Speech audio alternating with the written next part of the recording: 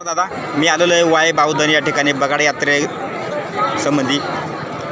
बगाड्या कसा निवडतात? बगाड्या ज्यांनी नवस केलेले आहेत असे लोक होळी पौर्णिमे दिवशी मंदिरात जमतात आणि होळी पौर्णिमेच्या दिवशी भैरवनाथच्या मंदिरामध्ये तिथं नावाची यादी वगैरे वाचून दाखवली जाते.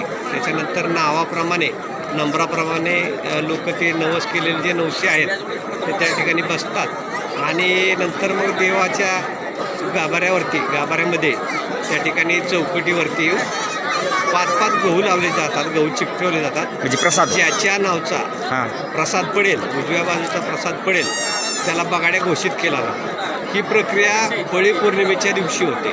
तिथून पुढं 5 दिवस बगाड्या दररोज मंदिरामध्येच वस्तीला असतो.